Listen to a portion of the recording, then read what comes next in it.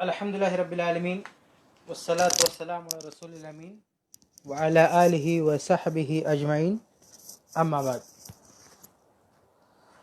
آج ہم انشاءاللہ بات کریں گے عشرِ ذی الحجہ کی شرعی حیثیت پر، یعنی ذی الحجہ کے جو ابتدائی 10 دن ہیں ان کی کیا حیثیت ہے، اس کی کیا فضیلت ہے، اس میں ہم کو کیا کرنا چاہیے، کیا نہیں کرنا چاہیے۔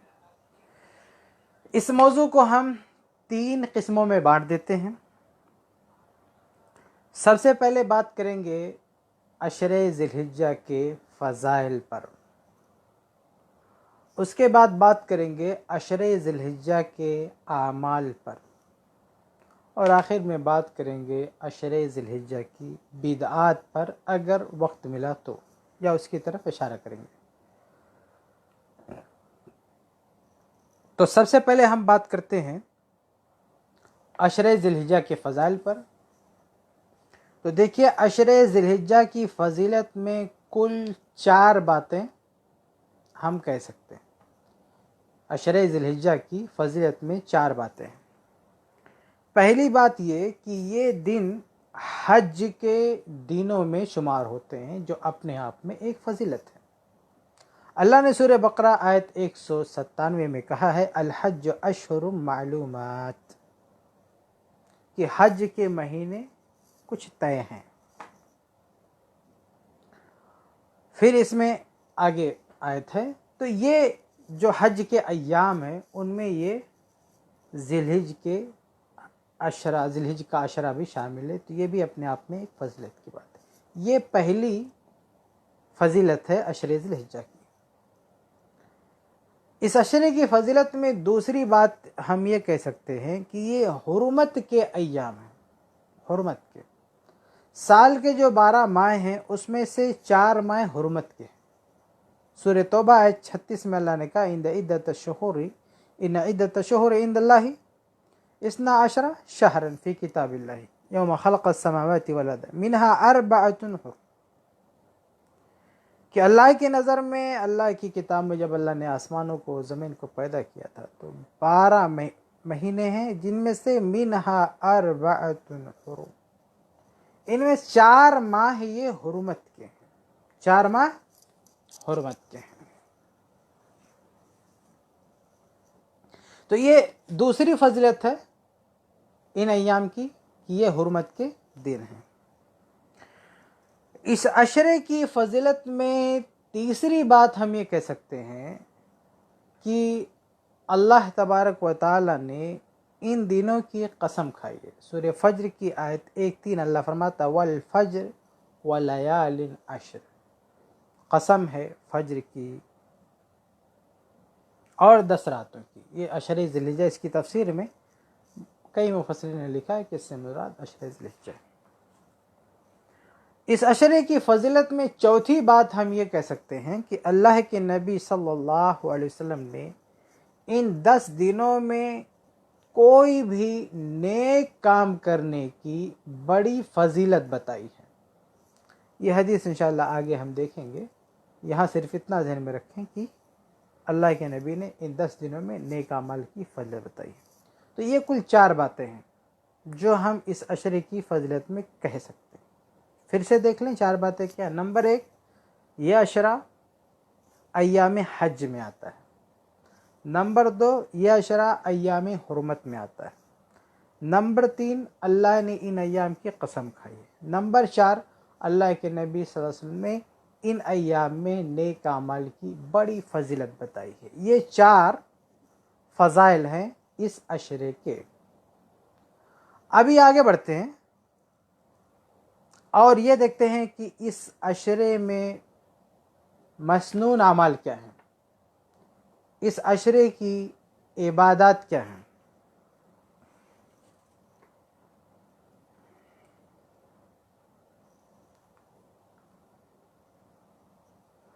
تو اس عشرے کی جو عبادات ہیں ان کو بھی ہم 2 قسموں میں بانٹ سکتے ہیں۔ ایک ایسی عبادات جن کا تعلق اس پورے عشرے سے،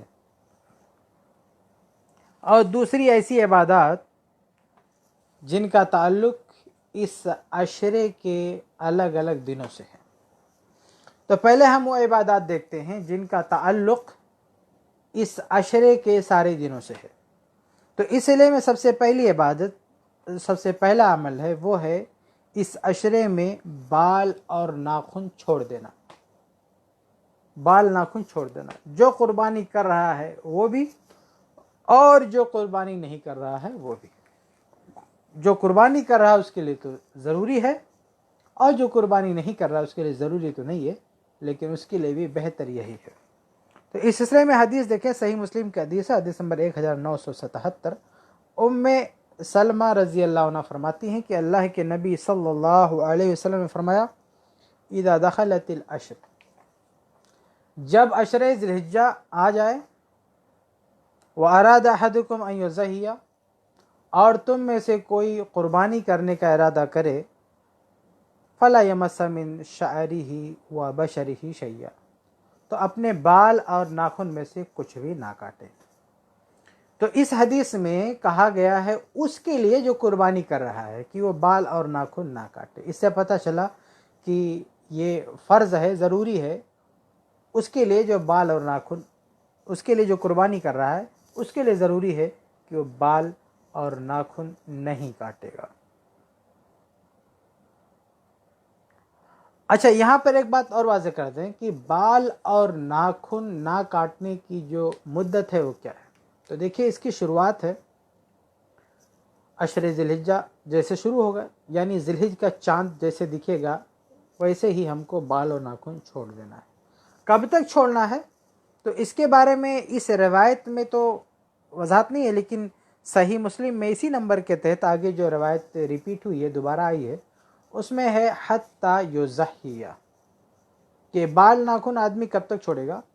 جب تک کہ قربانی نہ کر لے، یعنی 1 ذی الحجہ سے شروع کرے گا اور کب تک رکا رہے گا؟ جب جو یوم النحر ہوگا، قربانی کا دن، اس دن عید کی نماز ہوگی، اس کے بعد اپنا جانور ذبح ہوگا اور اس کے بعد وہ بال ناخن کاٹے گا۔ ایسا نہیں کہ جو عید کا دن شروع ہوا اب صبح ہی بال ناخن کاٹ کے ہم جائیں عید کی نماز پڑھنے کے لیے۔ عید کی نماز پڑھیے اور گھر پہ آئیے اور جانور بھی ذبح ہونے دیجیے۔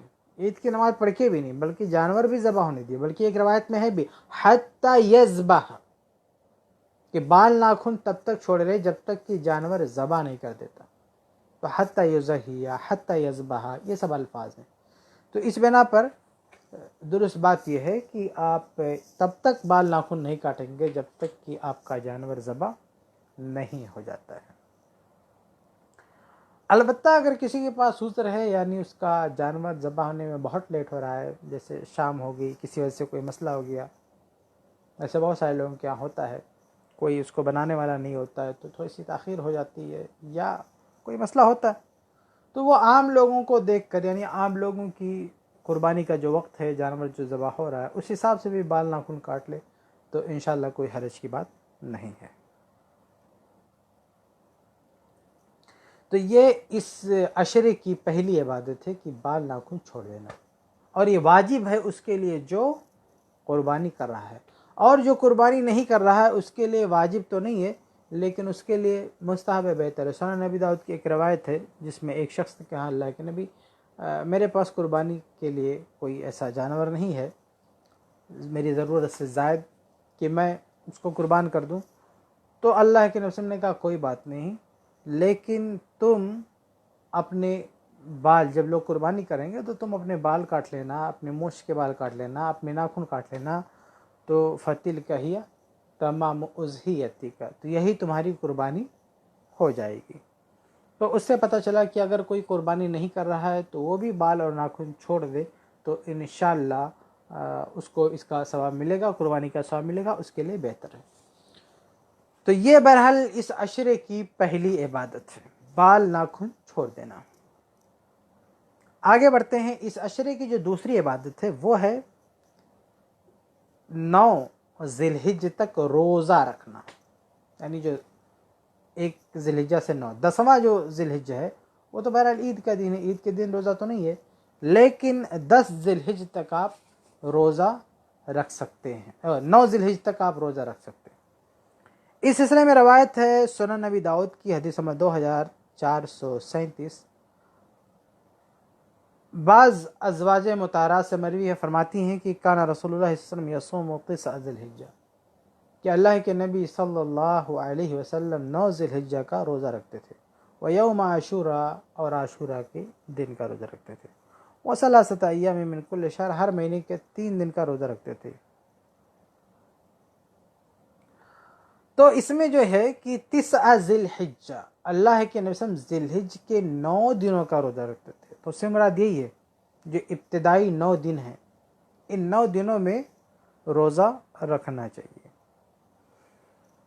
بلکہ بعض سلف سے یہ بھی ملتا ہے کہ جب ان کے رمضان کے روزے فوت ہو جاتے تھے تو اس کی قضا کے لیے وہ ان دنوں کا انتخاب کرتے تھے، مطلب بعض سے یہ ملتا ہے۔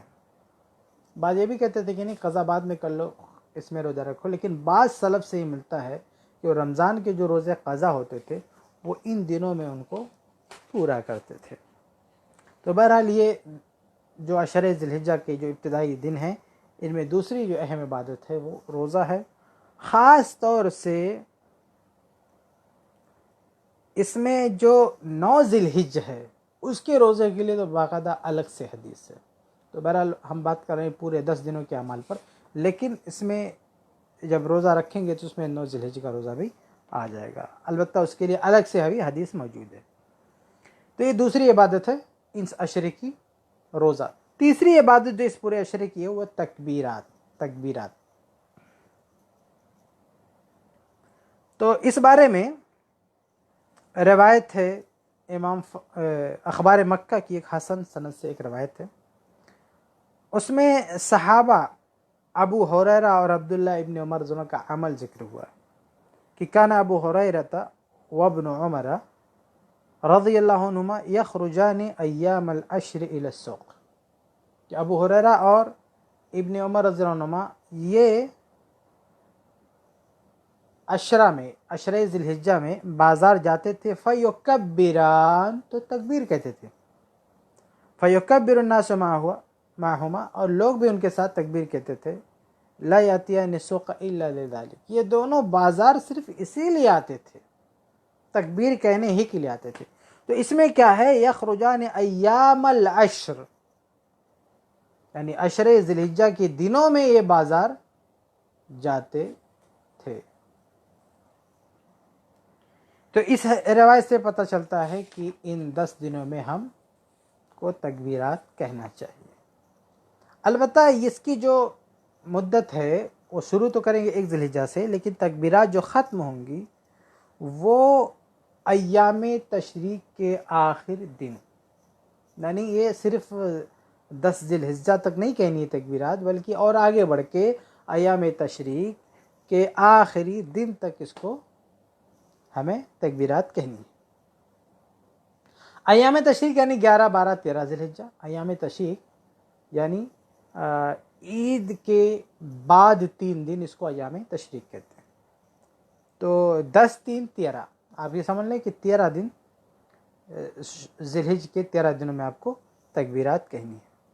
اور یہ جو ایام تشریق میں جو تکبیرات کی دلیل ہے نا، اس کی تو باقاعدہ ایک مرفوع حدیث موجود ہے، صحیح مسلم کی حدیث نمبر 1141، اللہ کے نبی فرماتے ہیں ایام التشریق ایام اکل و شرب و ذکر اللہ، ایام جو تشریق ہیں وہ کھانے کے دن ہے، پینے کے دن ہے، اور ذکر کے دن ہے، ذکر کے دن ہے۔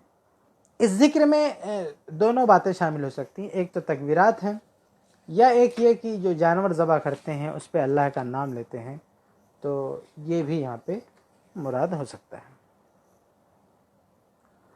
تو یہ تکبیرات کی بات ہوگی، یعنی اس عشرے میں جو دوسرا عمل ہم کر سکتے ہیں وہ تکبیرات کے حوالے سے ایک چیز اور واضح کر دیں کہ تکبیرات میں الفاظ کیا ہوں گے۔ تو دیکھیں اس سلسلے میں اللہ کے نبی صلی اللہ علیہ وسلم سے کوئی صیغہ بسند صحیح ثابت نہیں ہے، ٹھیک ہے، نبی سے ثابت نہیں، صحابہ کرام سے ثابت ہے، الگ الگ سیگے، اس میں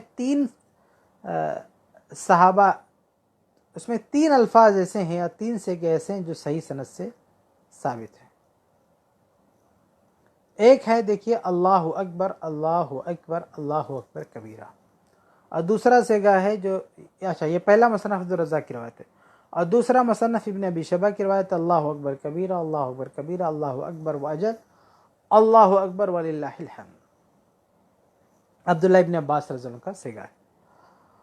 اور عبداللہ ابن مسعود کے جو الفاظ ہیں اللہ اکبر لا الہ الا اللہ واللہ اکبر اللہ اکبر وللہ الحمد، حسن لغیری روایت ہے۔ تو یہ 3 طرح کے سیگے ہیں جو ہم پڑھ سکتے ہیں۔ تو یہ بات ہو گئی کہ عشر ذی الحجہ میں کیے جانے والے اعمال میں تیسرا عمل تکبیرات۔ چوتھا عمل کیا ہے؟ چوتھا عمل عام عبادات ہے، یعنی اس عشرے میں آپ کوئی بھی عام عبادت پورے 10 دنوں میں کر سکتے ہیں، جیسے تلاوت ہے اور صدقہ خیرات ہے، اور اسی طرح سے ذکر و اذکار، تسبیح و تہلیل، قرآن مجید کی تلاوت، کوئی بھی عبادت جو قرآن و حدیث سے عمومی طور پر ثابت ہے، ان عبادتوں کو آپ ان 10 دنوں میں انجام دیں گے تو اس کا ثواب زیادہ ملے گا۔ اس کی دلیل عبداللہ بن عباس کی حدیث ہے، سنن ترمذی حدیث 757، کہتے ہیں کہ اللہ نے فرمایا ما من ایام العمل الصالح فیہن احب الی اللہ عز وجل، کہ کوئی ایسے دن نہیں ہے کہ جن میں اعمال کرنا اللہ کو بہت زیادہ محبوب ہو من هذه الایام العشر، ان ذی الحجہ کے 10 دنوں کے مقابلے میں، یعنی ان 10 دنوں میں اعمال انجام دینا اللہ کو جتنا پسند ہے اتنا پسند اللہ کو کسی اور دن کے اعمال نہیں ہے۔ فقالوا یا رسول اللہ، تو لوگوں نے کہا اللہ کے رسول والجہاد فی سبیل اللہ، کہا کہ دوسرے دنوں میں کوئی جہاد کرا تو وہ بھی اس سے زیادہ پسندیدہ نہیں ہے۔ فقال رسول اللہ والجہاد فی سبیل اللہ، کہا نہیں، اللہ کی راہ میں جہاد بھی اس سے بہتر نہیں ہے ان دنوں کے اعمال سے، الا رجل خرج بنفسه وماله فلم يرجع من ذلك بشيء، مگر یہ کہ کوئی آدمی اپنی جان اور اپنا مال لے کر نکلا لیکن وہ واپس نہیں آ سکا، تو یہ اس شخص کا مقام ان دنوں کے اعمال سے بڑھ جائے گا، باقی ایسے ہی نکل جانا یہ ان دنوں کے اعمال سے بہتر نہیں ہے۔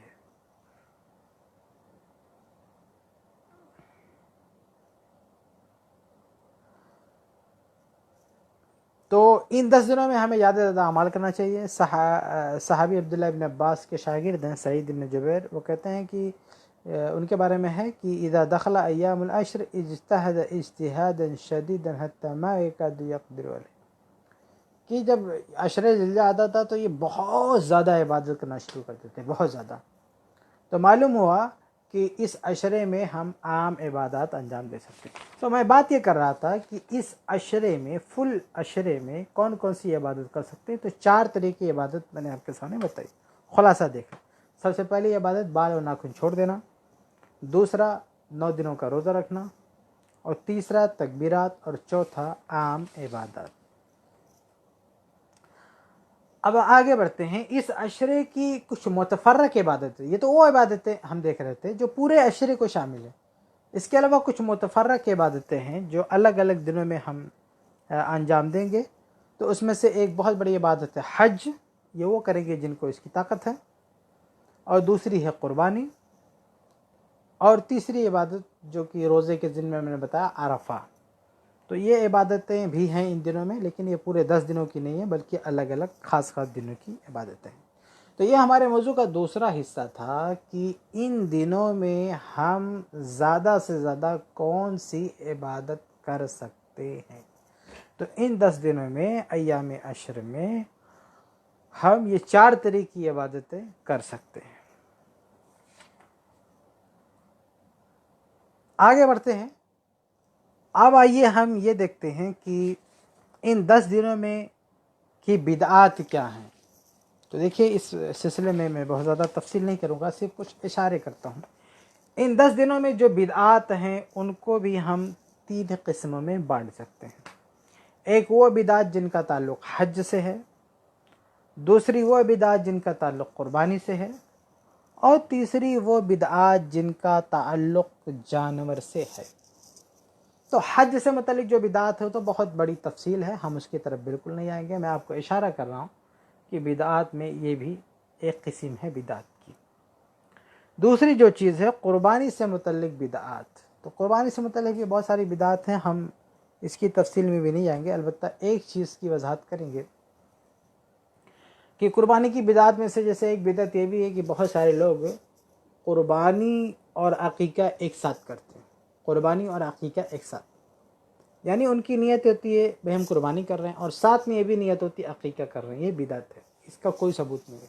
عقیقہ ایک الگ عبادت ہے اور قربانی ایک الگ ہے. دونوں کو مکس کرنا کہ ایک ساتھ میں دونوں ہو جائے، یہ غلط بات ہے. کسی کی ظہر کی نماز چھوٹ گئی ہے، اب وہ عصر کی نماز پڑھنے آئے اور سوچے میری عصر بھی ہو جائے ظہر بھی ہو جائے، تو ایسا تو نہیں ہوگا. دو الگ الگ نمازیں ہیں، ایک ہی ساتھ کیسے دونوں ہو جائے گا؟ تو ایسے یہ کہنا ہے کہ عقیقہ بھی ہو جائے اور قربانی بھی ہو جائے تو یہ غلط ہے، اس کا کوئی ثبوت نہیں، بدعت ہے.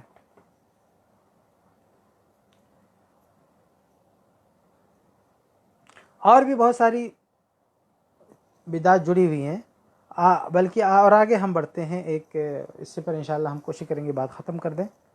جانور سے متعلق جو بدعات ہیں، زیادہ تر بدعات کا تعلق قربانی میں اسی سے، جانور سے. قربانی کا جو جانور اس سے متعلق بہت ساری بدعات ہیں. ایک بدعت تو عین جانور کے انتخاب میں ہمارے یہاں پائی جاتی ہے، وہ یہ کہ ہم وہ بکرا ہمارے بیچ میں، سب لوگ تو نہیں، بہت کم ہی لوگ ہیں ایسے کہ وہ ایسے بکرے لالا کی قربانی کرتے ہیں جس بکرے پر اللہ محمد لکھا ہوا دکھتا ہے. لکھا ہوا نہیں ہوتا، لوگوں کو دکھتا ہے، یا کچھ لوگ ایسے لکھ بھی دیتے ہیں. تو یہ اس چیز کو ثواب سمجھنا، خصوصی ثواب سمجھنا، یہ بدعت ہے. یعنی کتاب و سنت میں ایسی کوئی دلیل نہیں ہے کہ ایسے بکرے لا کے ذبح کرو جس میں اللہ لکھا محمد لکھا، اور اللہ محمد لکھا بھی نہیں ہوتا ہے. یا تو کچھ الٹی سیدھی لکیریں ہوتی ہیں، اس کو زبردستی اللہ محمد بنا لیا جاتا ہے. بھائی آدمی بنانے پر آئے تو کس کو اللہ محمد نہیں بنا دے گا؟ آسمان میں دیکھو بادل چلتے ہیں، اس کو کسی طرح جوڑ توڑ کے اور اس کو اللہ بنا دیتے ہیں. اور حد ہو گئی کہ کچھ لوگ کہتے ہیں کہ جب وہ بندہ سجدے میں ہوتا ہے تو اللہ سے سب سے زیادہ قریب ہوتا ہے. تو کہتے ہیں بھائی کیوں سب سے زیادہ قریب ہوتا ہے؟ بھائی سجدے میں اللہ سے سب سے زیادہ کیوں قریب ہوتا ہے؟ تو کہتے ہیں سجدے میں اللہ سے سب سے زیادہ اس لیے قریب ہوتا ہے کیونکہ وہ محمد کی شکل میں ہوتا ہے. نہیں، جب سجدہ کرتا ہے اس کا سر میم ہے، اور پھر اس کا جو یہ پیٹ وغیرہ ہے وہ ہا بن گیا، پھر میم، پھر اس کا جو پیر دال بن گیا، تو محمد دکھتا ہے، محمد. تو اب دیکھیے دیکھنے والی آنکھیں کہاں کیا دیکھ لیں، کوئی بھروسہ ہے؟ کہیں بھی الٹا سیدھی کچھ بھی چیز آئی، اس کو کہیں اللہ پڑھ لیا، کہیں وہ جو ہے محمد پڑھ لیا. اور جس کو یہ اللہ پڑھ رہے ہوتے ہیں ہندو لوگ، اسی کو ترشول سمجھ لیتے ہیں. تو یہ بہت بڑی جہالت ہے ہمارے یہاں کہ ہم جانور پہ اللہ کا لفظ اور محمد کا لفظ ڈھونڈتے ہیں اور یہ سمجھتے ہیں کہ ایسے جانوروں کی قربانی کرنا یہ زیادہ بہتر ہے. یہ بدعت. ایسے ہی جانور کی بدعت سے متعلق ایک چیز یہ بھی ہے کہ کچھ لوگ جب جانور کو ذبح کرنے کے لیے لائیں گے تو اس کو باقاعدہ اس کے ہاتھ پیر دھلیں گے، اور اس کو کچھ لوگ کہتے ہیں کہ بکرے کو وضو کرا دو، اس کو وضو کا نام دیتے ہیں. پیر دھلنا، وضو کرانا، یہ بھی بدعت ہے. اس کو ثواب سمجھ کے کیا ہے نا، سنت سمجھ کے کیا ہے، یہ بدعت ہے. یہ بات بھی غلط ہے، ایسا نہیں ہونا چاہیے. بلکہ کچھ لوگ تو باقاعدہ شرک تک کر جاتے ہیں، قربانی کے جانور سے متعلق شرک تک کر جاتے ہیں. مثال کے طور پر کچھ لوگ ایسا ہوتا ہے کہ قربانی کا جانور ذبح کرنا ہوتا ہے، کیا کرتے ہیں تو اپنے گھر کا جو چوکھٹ ہے جہاں سے گھر میں انٹری ہوتی ہے، تو اس چوکھٹ میں گڈھا کھود کے اور وہیں پہ جانور ذبح کرتے ہیں. چوکھٹ پر، گھر کے چوکھٹ پہ گڈھا کھود کے وہیں جانور ذبح کرتے ہیں، اور اس میں بکرے کا خون یا پھر اور بھی اس کا جو بقایا ہے سینگ وغیرہ اس میں ڈال کے دفن کر دیتے ہیں، اور یہ سوچتے ہیں کہ اب ہمارے گھر میں کوئی آفت نہیں آئے گی، کوئی جن بھوت وغیرہ نہیں آئے گا. یہ تو شرک ہو گیا. یہ بدعت ہی نہیں بلکہ یہ شرک ہے. تو اس طرح کی بہت ساری چیزیں پائی جاتی ہیں جو جن کا تعلق قربانی کے جانور، یعنی جو ہم یوم النحر میں 10 ذی الحجہ میں کرتے ہیں. تو یہ کچھ بدعتیں میں نے آپ کے سامنے گنائی جو عشر ذی الحجہ کی بدعت ہے، صرف میں نے وہی بدعت گنائی ہیں جو یوم النحر کے اندر اور خاص طور سے قربانی کے جانور کے اندر پائی جاتی ہیں۔ اور بھی بدعت ہیں جن کو میں نے چھوڑ دیا، جیسے حج کی بدعت ہے، اسی طرح سے جو ہم یوم عرفہ کا روزہ رکھتے ہیں اس کے تعلق سے بھی ایک بدعت ہے، وہ بھی میں واضح کر دوں، پھر انشاءاللہ بات ختم کرتے ہیں۔ وہ یہ کہ جو تکبیرات ہوتی ہیں نا، عرفہ کی نہیں، عرفہ سے متعلق نہیں، بلکہ یہ 10 دنوں کی جو تکبیرات ہوتی ہیں اس کے تعلق سے ایک بدعت یہ ہے کہ کچھ لوگ جو ہے نماز کے بعد ہی اجتماعی شکل میں یہ تکبیرات کرتے ہیں۔ یہ بدعت ہے، شیخ البانی رحمہ اللہ نے اس کو بدعت کہا ہے کہ نماز کے بعد کے وقت کو خاص کر لینا کہ ہم ان دنوں میں وہ تکبیرات کہیں گے، یہ بدعت ہے۔ تو اس کو کچھ لوگ یہ اس طرح سے تقسیم بھی کرتے ہیں، تکبیرات مطلق، تکبیرات مقید۔ یہ جو عشر ذی الحجہ کی تکبیرات ہے نا، اس میں مطلق مقید کچھ نہیں ہے۔ روایتوں میں، صحیح روایتوں میں ملتا ہے کہ اس میں تکبیرات کہنی ہے، کب کہنی ہے، کہاں کہنی ہے، کیسے کہنی ہے، کوئی خاص حد بندی نہیں ہے۔ آپ جہاں چاہیں کہیں، جب چاہیں کہیں، نماز سے پہلے، نماز کے بعد، آتے جاتے بازار میں، کہیں بھی کہیں، کوئی مسئلہ نہیں۔ لیکن کچھ لوگ اس کو کہتے ہیں کہ تکبیرات مطلق جو کبھی بھی کہیں، اور تکبیرات مقید جو نمازوں کے بعد کہیں، وہ ایام تشریق میں یا عرفہ کے بعد سے لے کر ایام تشریق کے آخری دن تک، تو وہ نمازوں کے بعد کہیں۔ تو یہ جو مطلق کی بات لائے ہے نا، مقید کی، یہ لوگوں نے اپنی طرف سے لایا ہے، اس کی کوئی دلیل نہیں ہے۔ شیخ البانی رحمہ اللہ نے اس کو بھی بدعت کہا، شیخ البانی نے کہا کہ بدعت ہے۔ تو یہ چند چیزیں تھیں اس عشرے کی بدعت سے متعلق میں نے آپ کے سامنے رکھا۔ تو یہ خلاصہ ہے عشر ذی الحجہ کی شرعی حیثیت کا۔ میں نے 3 باتیں آپ کے سامنے رکھی ہیں: عشر ذی الحجہ کے فضائل، اس میں 4 چیزیں بتائیں آپ کو، اور دوسرا عشر ذی الحجہ کے اعمال، اس میں بھی 4 چیزیں آپ کو بتائی گئیں، اور تیسرا عشر ذی الحجہ کی بدعت تو بہت ساری چیزیں تھیں، ہم نے سب کو نہیں بتایا۔ قربانی اور قربانی کے جانور سے متعلق کچھ چیزیں آپ کے سامنے رکھیں گے۔ اللہ سے دعا کہ اللہ تعالی ہم سب کو کتاب و سنت کی روشنی میں یہ عشرہ گزارنے کی اور اس میں زیادہ زیادہ عبادت کرنے کی توفیق عطا فرمائے، آمین یا رب العالمین۔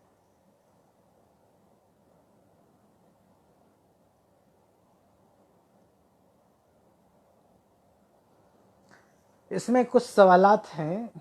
ایک بھائی نے پوچھا ہے کہ 9 دن مسلسل روزہ رکھنا ہے یا پھر 9 اور 10 ذی الحجہ کو ہی روزہ رکھنا ہے؟ بھائی 9 دن مسلسل روزہ رکھنا ہے، 10 ذی الحجہ کو تو روزہ رکھنا ہی نہیں بھائی، 10 ذی الحجہ تو قربانی کا دن ہوتا ہے، اس میں کیوں روزہ رکھیں گے؟ قربانی کے دن، عید کے دن روزہ رکھنا حرام ہے۔ اس سے پہلے جو 9 دن ہے نا، وہ مسلسل روزہ رکھنا ہے، اگر آپ رکھ سکے تو۔ نہیں ہے تو کم سے کم یوم النحر جو یوم عرفہ جو ہے، اس میں آپ کو روزہ رکھنا چاہیے۔